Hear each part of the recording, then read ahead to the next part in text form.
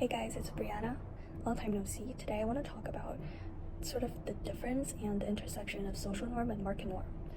Well, social norm is basically where people offer help to each other, like free of charge as a favor and stuff, while market norm is simply when people enter a market and there's exchange happening with money.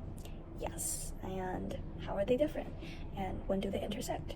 Well, there was an experiment done by certain researchers where they sort of asked a group of participants to help them drag the circles from one place to another on a computer, and one group was put to the participants were told that they would do this free of charge. Well, they weren't told that they were going to be paid, while the other group was said they're going to be paid by 30 cents, and the third group were told that they will be paid by 50 cents after the task.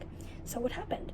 Well, for the 30 cents and the 50 cents, there was a distinction where the group that was going to be paid more worked much harder than the group that was going to be paid less, which showed how people, once they enter the market norm, they value their work and their payback based on the money.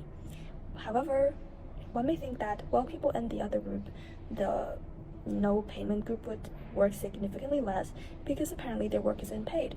No, that's not the case. As it turned out, the group that was not told to be paid actually worked more than the group that was told to be paid by 30 cents.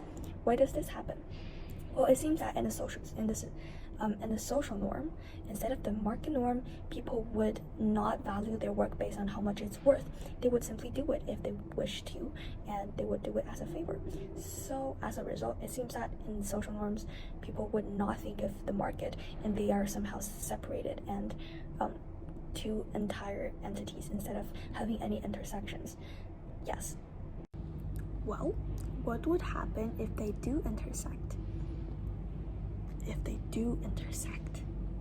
Well, there's another experiment. The researchers gathered a group of participants, and one group was said to, if they were willing to offer help to move a couch into a truck, and they were told that they will be a little gift for them as the payment. No, just a little gift as a favor, where they give them a sneaker or a box of chocolate that was more expensive. In both of these conditions, the willingness of them helping with moving the couch didn't change much. Yeah, so it seems that actually the implicit price and cost of the gift that they receive wouldn't matter, and these are still in the social norm instead of the market norm. However, if the price of these gifts was explicitly stated, where the researchers said, I would give you a 50-cent sneaker bar, or I would give you a $5 box of chocolate, then their willingness to help immediately diverged. Where, as we may imagine, the group that was offered the so-called 50-cent sneaker bar were much less willing to offer help than the group that was offered the $5 box of chocolate. Therefore, in this case, when the social norm and market norm intersect, it is very obvious that the market norm took advantage.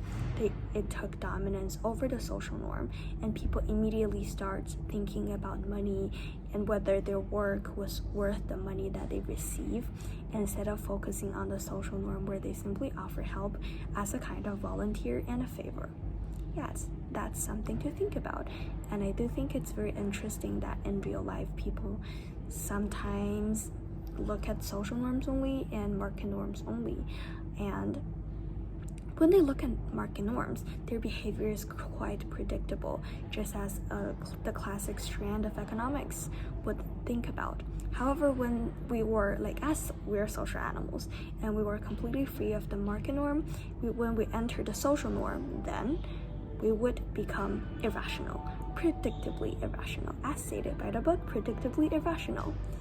Yes, and behind me, that's the bell of our school's self-study period at night. And yeah, that's the all of my video. Thank you for listening, and like and comment if you have any suggestions. Subscribe.